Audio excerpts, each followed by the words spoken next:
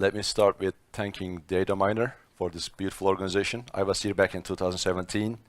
I fell in love with Lithuania and Vilnius and Trakai. It's a very beautiful country. I'm coming from Turkey, just so you know. Let's start with a couple questions first. How many of you are using Docker in your environment? All right, almost 80%. Second question will be, how many of you are using honeypots in your environment? Just one. All right.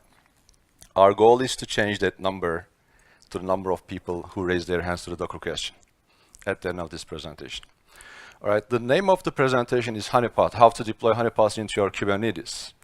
But I kind of switched that to, let's see, SecOps mindset and how to deploy honeypots into your Kubernetes cluster. SecOps mindset is most people heard SecOps or DevSecOps term, just like ChatOps, DataOps, and there is even CloudOps. It's putting more security more into the focus than development practices. All right, let's start with the generic stuff.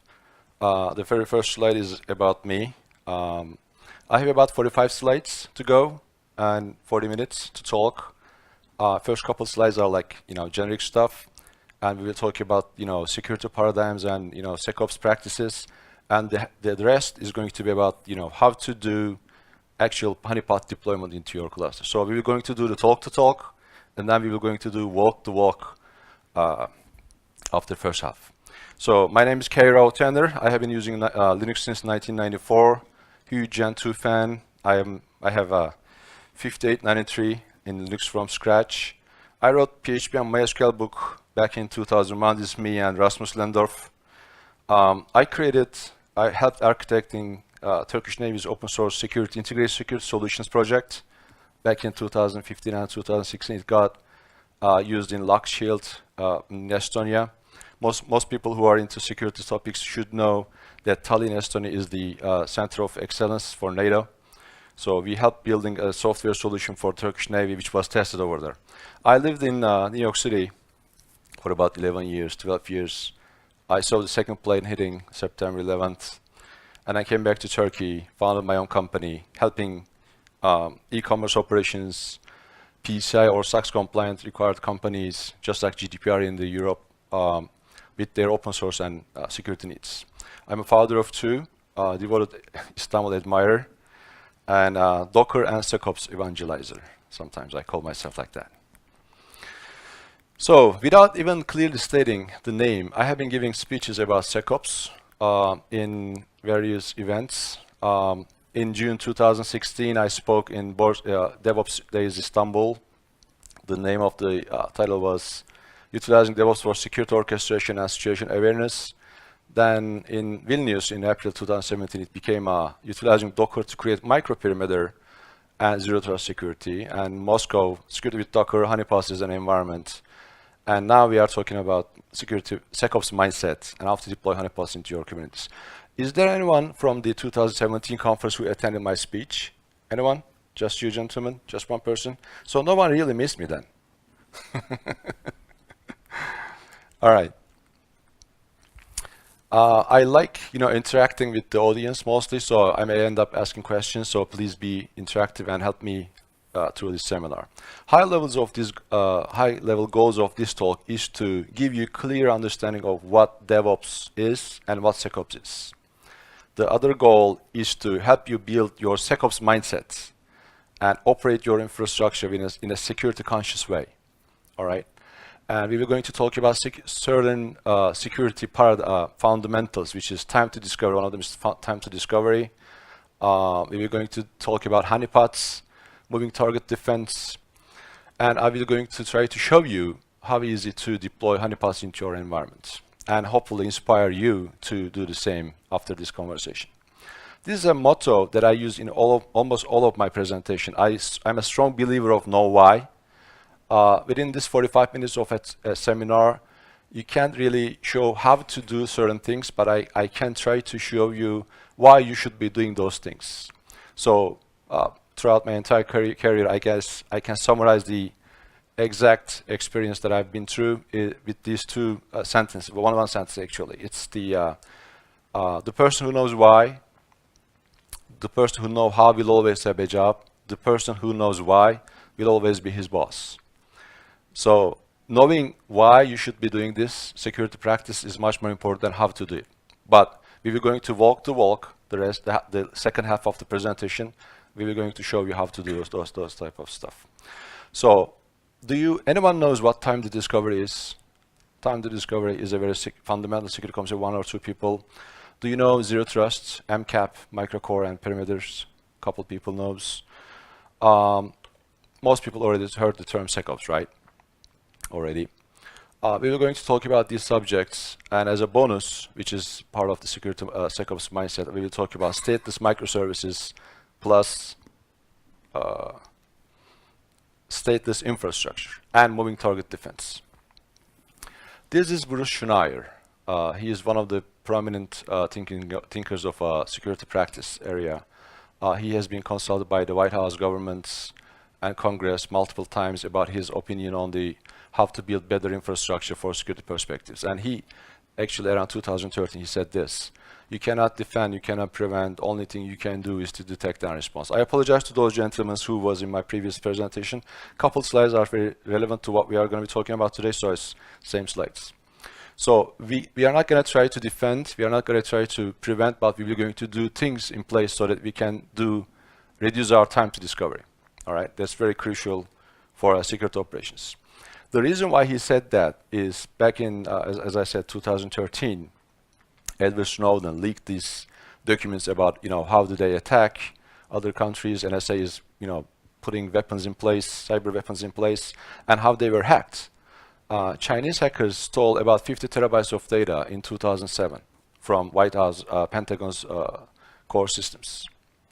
So we don't have any budget similar to Pentagon has. So with all those huge budgets and firewalls and intrusion detection systems, etc., they still end up losing their 50 terabytes of data back in 2007. Think in 2007, which is 12 years ago, 50 terabytes is like huge data, right? Really huge amount of data. And there are certainly there are other examples as well. White House, Home Depot, Yahoo, they got hacked throughout those last 4 or 5 years. One of the interesting examples is that though Yahoo was investigating certain data breach in 2013. Actually, they were trying to discover, they were trying to discover a certain breach in 2013, and they noticed that they were hacked even before then. They discovered accidentally that they were hacked twice. Data breach was happening for a very long period of time. There is a very important publishing from Verizon. It's called Data Breach Investigation Report. They yearly publish these results. This is from 2018. The 2019 hasn't came out yet. According to those recent statistics, it takes multiple months, 68% of the time, it takes multiple months for someone to notice that they were breached. Their data was stolen. All right. It takes for attackers to attack only a couple of minutes, but it takes a couple of months for you to notice that they were hacked. This is a cyber kill chain paradigm from Lockheed Martin, which is, as you may heard, one of the biggest defense contractors. They try to create number of steps attackers typically use. Attackers first penetrate through your firewalls and IDS infrastructures, and then establish persistence in any way that they can do, whether it's a Samba server, web server, any server, you name it. And then they do move laterally from a server to another server, from another server to another server. They try to discover or do the reconnaissance within your system so that they can target high value data. Part of cyber kill chain is they keep repeating those privileged lateral movements all the time. All right. The goal is to detect when they first breached before they reach very crucial data, which is what we call crown jewel of the data. So privileged lateral movements are the core focus that we are going to be talking about today. In addition to what I showed you, NSA, which is National Security Agency, they have also a presentation back in January 2016. They essentially, stated that These are the things that you should be aware of. You should be aware of that, establishing persistent steps, moving laterally within your network. These are the things that someone should be always aware of. What is lateral movement? If you're operating a web farm or an e-commerce operation, you will end up having a firewall protecting your perimeter, outside perimeter. All right. In a Dockerized world, you can bring that firewall closer to your application.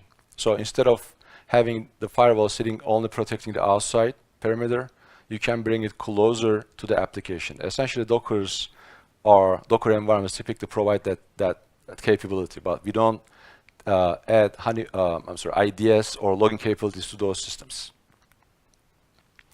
So creating microperimeter, which is core concepts in honeypots, is to have your application tightly wrapped with a firewall and IDS and etc., so that you protect that application. Instead of focusing on protecting your infrastructure, you are focusing on protecting your application itself. Not two different things completely. This is also documented in various slides. It's called microcore and perimeter architecture. In short, we call it MCAP. So wrapping around everything that you have around a Dockerized environment. So DevOps and SecOps are very closely interconnected concepts. Most people define in DevOps from a developer's perspective. It's release management, continuous integration, continuous delivery, automation, etc. And you must be familiar with this diagram, that code, release, build, deploy, etc., etc. Developers usually love it because it makes their life easier to build an automated system. I'm from systems administration camp, and I do operate infrastructures separated from the developers most of the times. From systems administration perspective, DevOps this is how I define: building systems that manages other systems so that I don't need to manage other 10,000 systems. As you know, DevOps actually is sitting on three triangles: development, QA, and operations, right? In a conventional DevOps environment, you will end up having development environments, stage environments, UAT, user acceptance testing, prep-route, production, and QA. But in SecOps environment, we have a couple more environments that in addition to what you already have. SecOps from this perspective is building systems that securely builds other systems and keeps them secure so that you don't need to do it using manpower. All right. So in addition to what we have in DevOps, we have this SecOps security perspective added to the release management, etc., and it creates this intersection right in the middle. That's what we call SecOps. All right, honeypot environments. So as I said, in DevOps environments, you typically have QA, staging, prep-route, UAT, and development. And in SecOps-driven environment, we have production protected by the SecOps team, dedicated to the protecting, most valuable of the data, and also an environment that we call honeypots. You have to have a honeypot sitting almost right next to your production environment, because you have to segregate it from the rest of your QA and test environments, and most likely you need to keep it away from the developer's access. All right. This is sometimes called APD, Advanced Persistent Defense. That means constantly thinking in terms of defense perspective, always having to maintain an environment that you have in your production for defensive purposes. How many of you are monitoring your systems? Everyone monitors their systems, right? People are using Prometheus, Zabbix, Cacti, other tools. What happens if you lose that monitoring tool? What happens? What happens if you lose it for 2 days? You try to bring it online up as soon as possible, because it's doing something very essential for your operations, right? From your operations. You have to have those metrics so that you can do capacity planning, alarms, stability checks, etc., etc. Honeypots should be an environment that you also have put into the focus, just like your Prometheus, Zabbix, Cacti, other tools. Pareto principle, most people heard about that. you put 20% of your effort for 80% of the gain, and you put a lot of effort to gain 20% more. So honeypots usually used to be fall into 80% effort thing, right? 5 years ago, 6 years ago, you have to be thinking deeper and analyze deeper to deploy a honeypot into your environment so that you can get that 20% additional security with a lot of effort.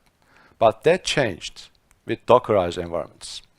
So let's do the walk the walk. I may be going faster than I originally expected, but that means we're going to have a lot of time for Q&A. Gartner reports states, most people follows Gartner reports. Industry is, they do good analysis for the future trends, etc. This is an old report. It's called Deception Technology. They state by 2018, this was early 2018, I believe, 10% of the enterprise will use deception tools and tactics and actively participate in deception operations against attackers. Gartner also noted that it's a far underutilized technology. So out of these 100 people, I believe I saw only 1 or 2 guys. According to this area, small subset of people, only 2% of our audience is using honeypots.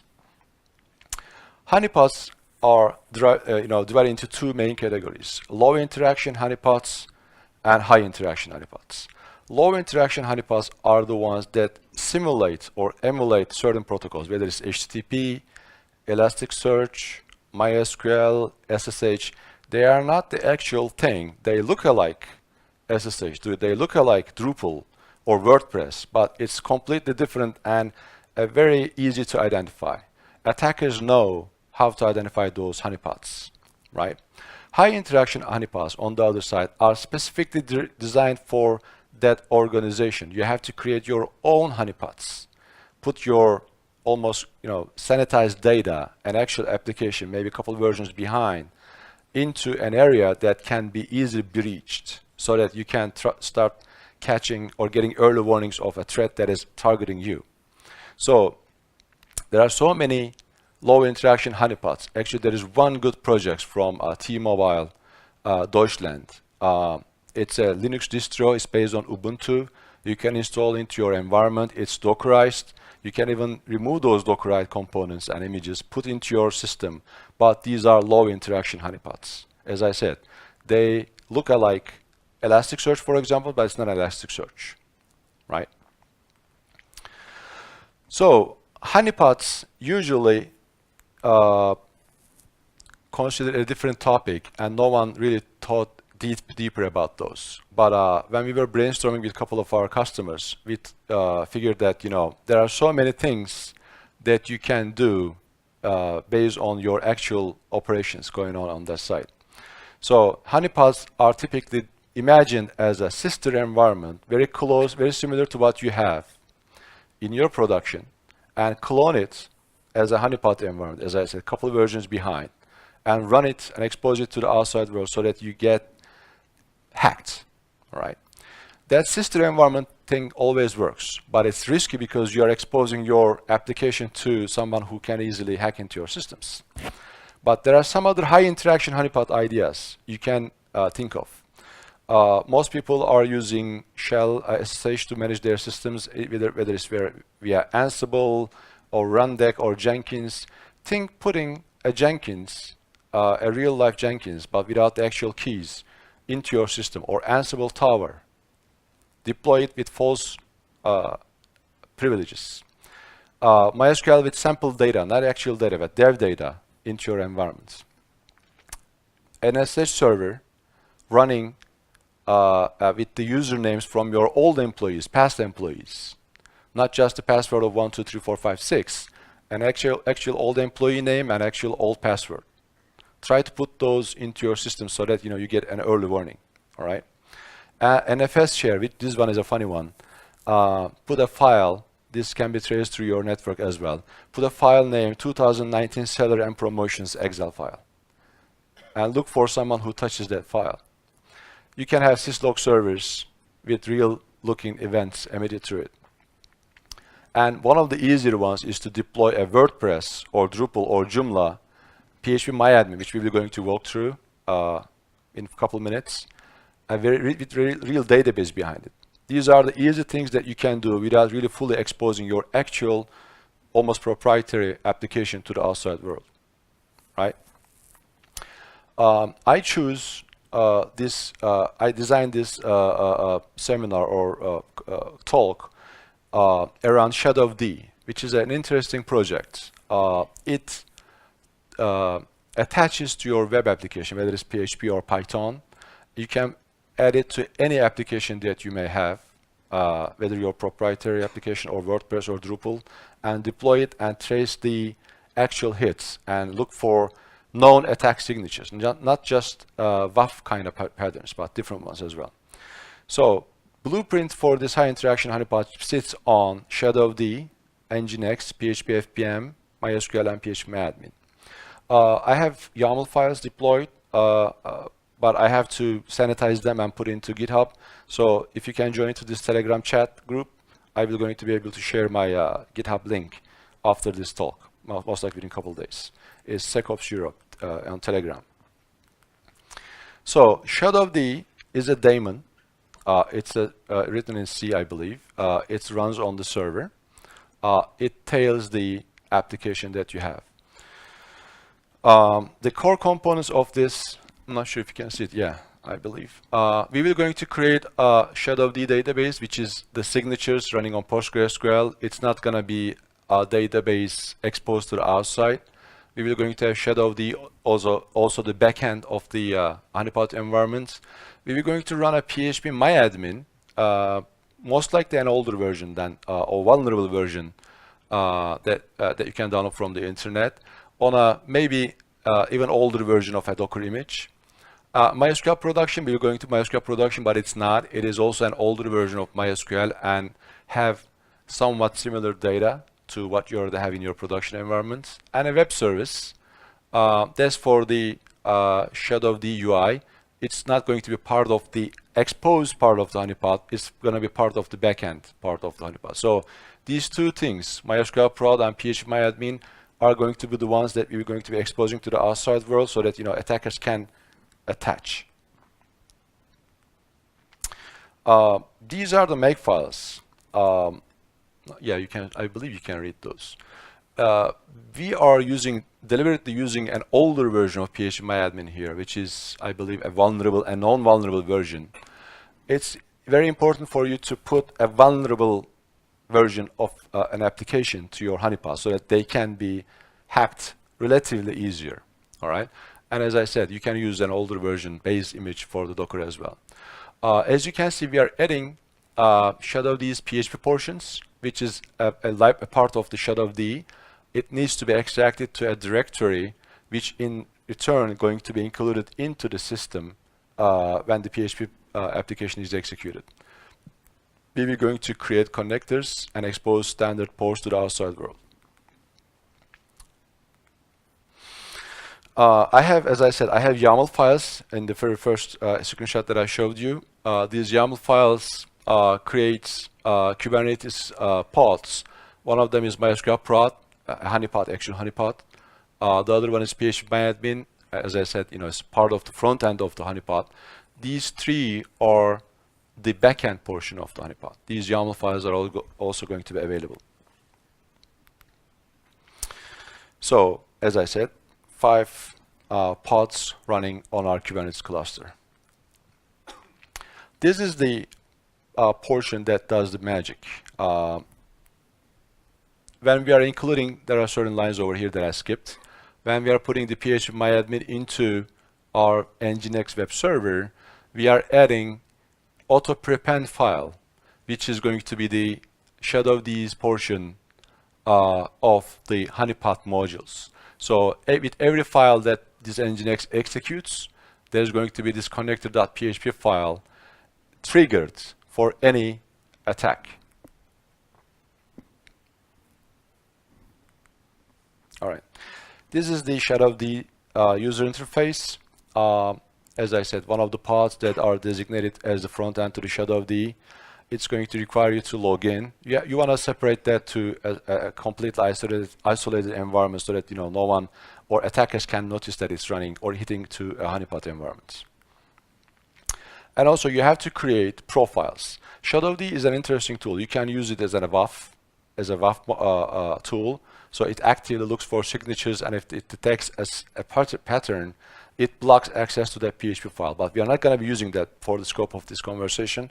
It's going to be tailing every single access directly coming to the PhpMyAdmin application and report what's going on. So we're going to create in learning mode, white listing, black listing, everything disabled, but learning mode means honeypot mode. How many of you are using PhpMyAdmin? No one? You don't have to you don't have to create this honeypot with PhpMyAdmin. It's a very good sample because everyone is using PHP and MySQL. Most people actually are using these tools in their environments, and typically they also have the PhpMyAdmin. But you name it. There is PostgreSQL GUI, there is Drupal, there is WordPress. Anything look-alike a part of your original actual system is going to do the job. So PhpMyAdmin is a sample over here. So when we are running this PhpMyAdmin tool, it gets triggered with the actual events that are attackers, when the attackers are hitting. These are not the actual data, by the way, just so you know. Triggered when they are accessing our honeypot environment. All right. I was told that I have 15 minutes left. These are the new modern techniques that are currently being built into SecOps environments. We build honeypots and deploy into your environment, but there is a new paradigm, not a paradigm, there's a new angle on the SecOps, which is called moving target defense. Anyone heard the term moving target defense? It's a very relatively new thing. Moving target defense is this very comic cartoon explains what that is. So you essentially put your mobile home into your cornfield so that it gets hit by a tornado. Moving target defense is a paradigm that you keep moving your infrastructure so that the attackers cannot establish persistence. Remember, one of the key things that Lockheed Martin explained that though, attackers typically gain access to system after the initial reconnaissance, then establish persistence. But what they establish, when they establish persistence, they try to discover surrounding areas so that they can determine lateral movement steps. But if you keep changing IP addresses, if you keep changing that infrastructure all the time, that's called moving target defense. With current tools that we already have, Kubernetes, CoreOS, Mesosphere, Ansible, Terraform, you can keep changing your infrastructure constantly rather than keeping it static. Most people think DevOps is around the idea of disposable, one-time use only services. Sometimes you call it microservices. They don't keep states, right? You can dispose it, one-time use, and then you bring one more up, and then dispose it, bring it with the newer version. What about the infrastructure? What about the platform that is running your Docker? Whether it's Ubuntu, CentOS, or CoreOS, you name it. It is going to be the target that the attackers are going to be targeting. So you have to make sure that that is also disposable, right? Terraform, Ansible, so many other tools provide you the way to deploy an infrastructure to cloud provider A instead of cloud provider B. But think flushing your infrastructure every day, every week, so that you build your Kubernetes cluster every single day with the Dockerized disposable Docker images on top of that. All right, that's end of my presentation. DevOps Days, we will going to be organizing an event in Istanbul, Turkey. DevSecOps Days is an international organization. We are going to organize one in June 21st, 2019. And my main focus is going to be around honeypots, but more on the moving target defense, which is, as I said, a new paradigm.